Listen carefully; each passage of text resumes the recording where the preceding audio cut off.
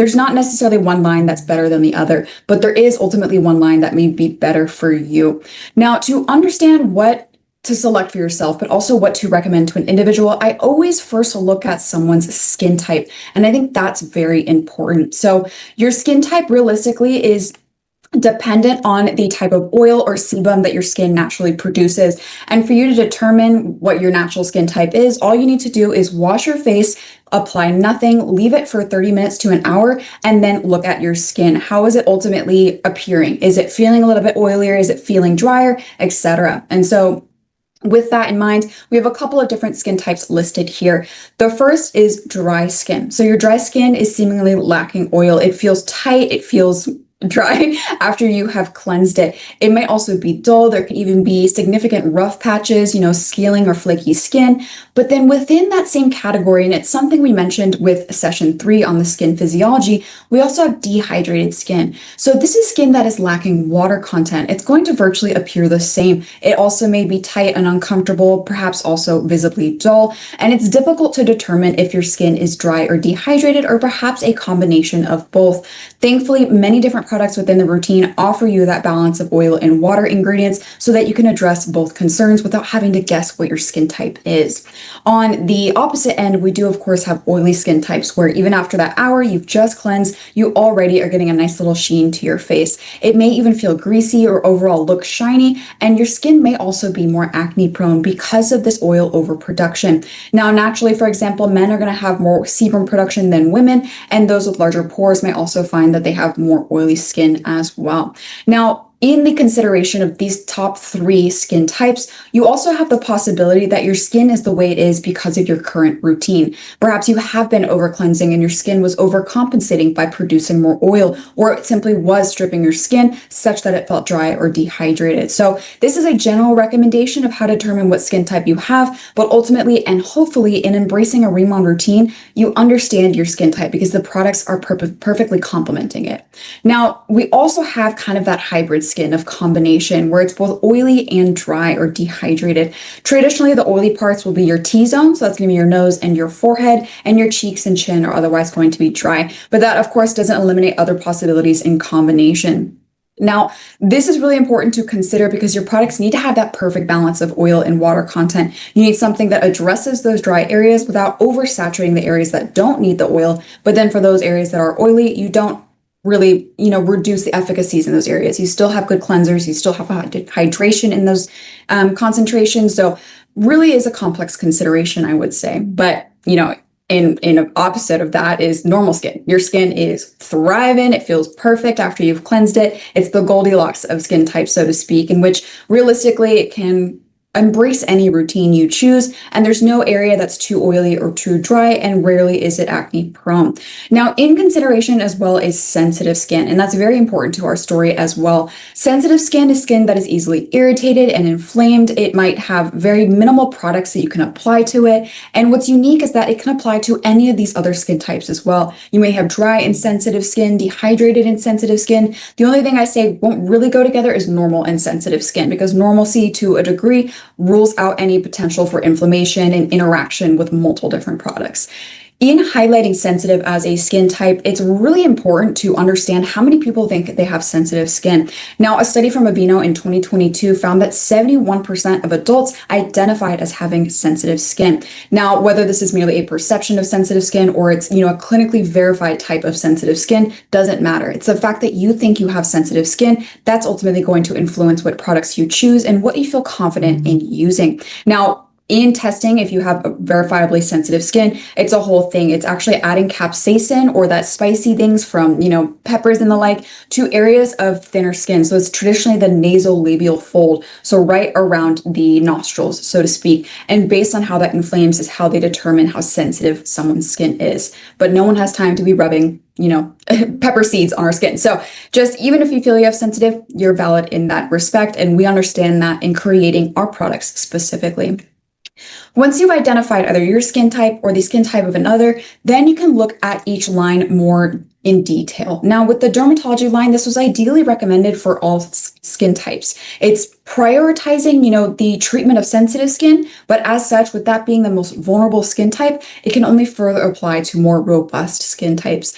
The formulations are very lightweight and water rich, and they are quickly absorbing in that nature. Of course, it focuses on that giant bump pool, but you still have ingredients that address a variety of skin concerns, like fine lines and wrinkles and like hyperpigmentation. So one of the biggest errors in thinking is that the Radiansome 100 line is the only line that will address a variety of different anti-aging needs, but you still get that through the dermatology line, especially if you are restricted in the use of this line solely because you have sensitive skin.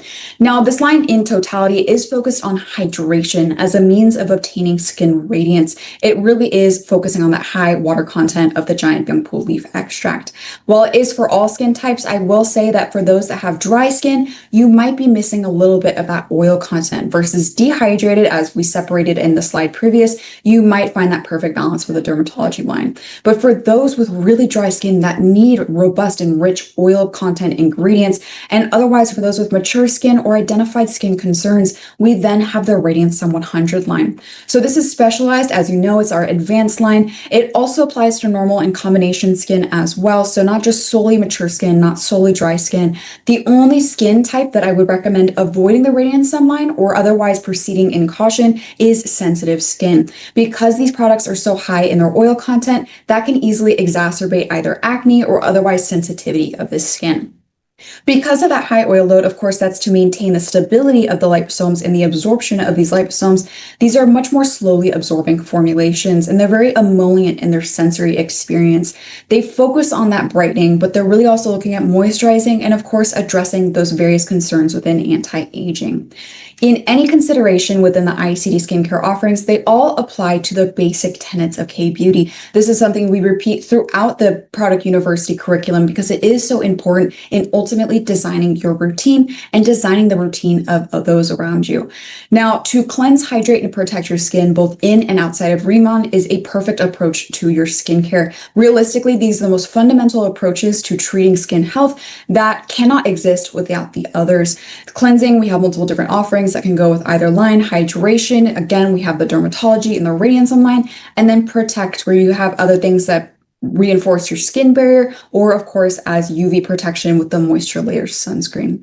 In the classifications of cleansing, hydrating, protecting, today, of course, we're really focusing on those things that hydrate or moisturize in our discussion of dermatology versus Radiansome. When we look towards dermatology, that is really the signature line of hydration. Not only is this what we initially launched with, but it focuses on that story that hydration tells. As some of you may have heard Chairman Ahn say in various different conventions, he prioritized hydration as the basic but fundamental approach to skin health. Your skin cells realistically need so much water content to accurately function, and that in turn produces a variety of aesthetic benefits. And that initial line, the ICD dermatology line, really encompasses those thoughts. Now, these products are going to have that highest concentration of the giant young pool extract, but we also have NMN in formulation. We also have a variety of antioxidants and other natural extracts, really prioritizing the treatment of your skin for hydration and beyond. Now, furthermore, as many of you may know, this line is also German derma tested. That's a safety test for applicability to even sensitive skin types. It's a very strict test. You can even look it up on their website as well, what their different parameters are. But all three of these products also have a certificate for German derma testing. With that in mind, I typically recommend this line for anyone starting out with RIMAN, especially those who aren't too sure their skin type or even their skincare goals. It's such a delicate way to dip their toes into the water. What's also crucial about the performance of these products is the new inclusion of incelsomes, or otherwise exosomes. So for those of you who have been with us for a while, you'll remember that ICD otherwise stands for incelderm. So thusly, the exosomes used in formula are named the incelsomes. Now, specifically why we can name them as such is because these are exosomes that are derived from our giant young pool.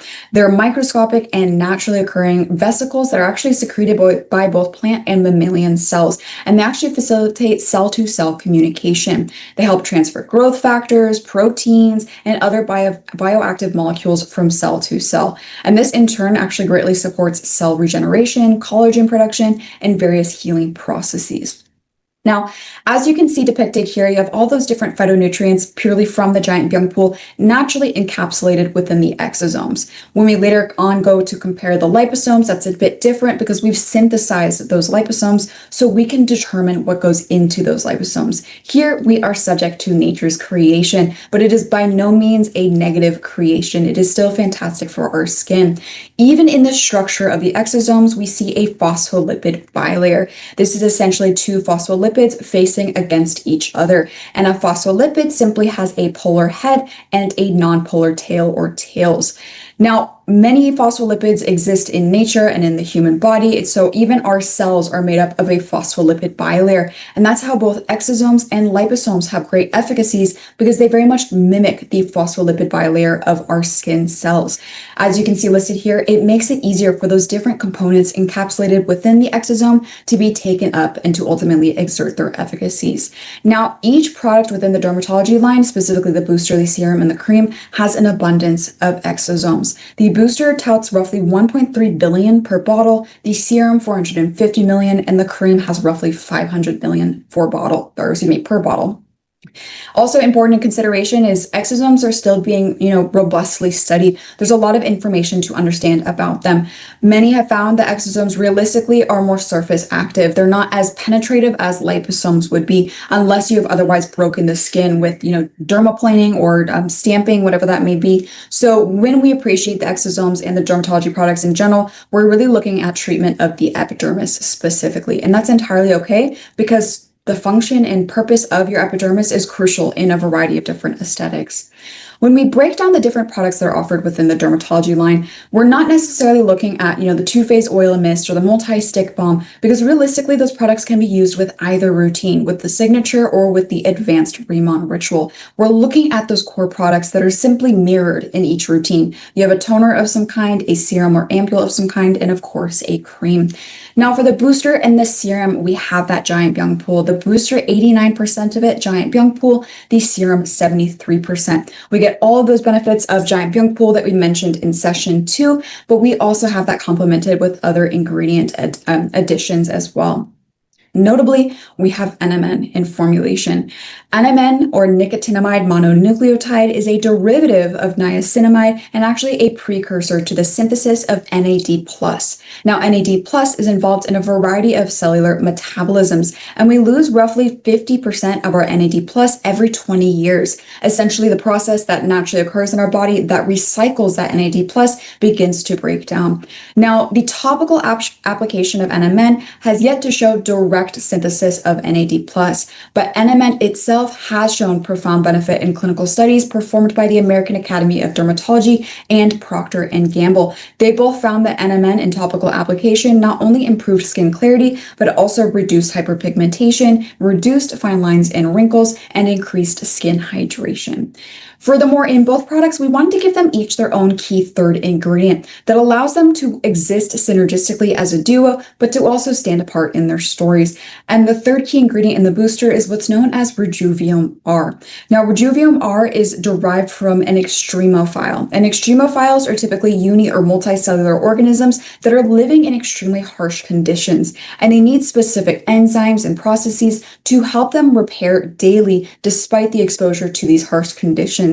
Essentially, Rejuvium R is an enzyme derived from an extremophile that helped that enzyme in DNA repair, and it has similar applications in our formulation, helping with the daily damage that occurs from UV overexposure or even pollution overexposure as well. Now, for the serum, its third key ingredient is Filerstin. This is a patented complex that prioritizes your skin's microbiome. It realistically takes a microbiome approach towards anti-aging, making sure that you balance the necessary bacterial species on the skin to maintain its innate hydration, but also to influence the interaction of other products and ingredients in how they absorb into the skin. Furthermore, with the utilization of the Dermatology First package, I hope you are all familiar with the application method we recommend, which is Boo Say Boo. You spray the booster, allow that to absorb, you do a couple of drops of serum and massage that in, and then a second round of booster sprays. As I may have mentioned previously, both of these products are extremely high in that giant byung pool content, which itself is high in water content. Water's natural behavior is to evaporate from the skin. Many times when we think a product, just sucks right into our skin loves it, it's actually because it's drying down on our skin and the water is evaporating, which is entirely fine. That's the nature of personal care products. But we recommend doing Boo so that you can saturate your skin while still allowing for this natural behavior of water to evaporate. It's also important that you do allow time for absorption or for dry down between steps to really maximize this saturation technique. And in any instance, if you are following the dermatology routine, you would finish with the cream. This cream also has the byung pool and the NMN, but it prioritizes erythionine and carnosine as its third and fourth ingredients. Now, erythionine is fascinating. It's thought to be a more potent antioxidant than hydroquinone, than CoQ10, than idabenone. And it not only protects your skin's endogenous antioxidants, so the antioxidants that your skin was naturally producing, but it provides additional antioxidant support directly. Oh, I like to know. The carnosine specifically is actually a naturally occurring dipeptide. It's not naturally occurring in the human body, but it is derived from nature, and it too has benefits in specifically antioxidant activity and reducing inflammation as well. Let me turn my light back on. Okay. All right. So with the cream, we recommend using about a nickel-sized amount, but I know so many people that do a lot more. They do a quarter-sized amount, they slather their skin. That's absolutely fine. Whatever's comfortable for you and ultimately how much your skin absorbs it. Of course, there comes to a point where there's a plateau in how much absorbs and you're left with kind of a tacky sensation. So if you're okay with that, if you want to go to bed and have that a little bit thicker on the skin, that's entirely okay. What I actually learned from a chemistry podcast I listen to every single morning. It's called The Beauty Brains. If you ever want to listen to it, they really go in depth on fantastic questions. Your skin barrier actually increases in permeability as you sleep. Essentially, your skin barrier opens up to absorb more things when you sleep. So you want to do a thick layer of this or the Radiansome 100 cream. That might benefit you in that your skin barrier is more permeable. But in comparison, we of course have that advanced Radiansome 100 line. And in the exosomal use in the dermatology products, here we have the liposomes, and it's 100% nanoliposomal. I cannot express to y'all how novel this is. It's very difficult to create a stable formulation of liposomes that is also, attainable at its price point. Many companies that do have 100% liposomal formulas are marketing them for upwards of $800 USD, but we're able to do so at a relatively attainable price point. Of course, it is still our advanced line. This prioritizes those 100% liposomal formulas to really brighten the skin, but also to reduce the appearance of a variety of skin concerns like fine lines and like hyperpigmentation as well. The liposomes specifically are spherical molecules that really allow for the enhanced absorption of targeted ingredients. They were actually initially designed for use in the pharmaceutical industry to enhance both oral and topical absorption of drugs. Like many things, it was adopted by the cosmetic industry for that same application, but of course in a topical situation. We utilize that microfluidizer processor to create our own nanoliposomes, and we specifically have a processor in-house at Ask Labs, and that allowed us a lot of that trial and error to find a 100% stable and liposomal formula. This not only gets through your skin in a meaningful way, but it deposits the ingredients to areas that matter most. Your skin barrier is fantastic at what it's supposed to be doing, which is protecting you from your external world. But that sometimes means that molecules are too large or they're the wrong polarity. They're not oil or water soluble to accurately absorb into the skin. The use of liposomes help you determine how an ingredient interacts with the skin and also can protect an ingredient to bring it to an area that matters most. If you're trying to reduce hyperpigmentation, for example, then it can bring an ingredient to an area of melanin deposit. And really, that is how the advanced form of the Radiansome 100 line came to be. Now, in the utilization of nanoliposomes, they are very similar in their structure to exosomes and to our skin cells as well. They also have that phospholipid bilayer with the polar center where you can put ingredients in. But as you see here, we in this instance synthesize them.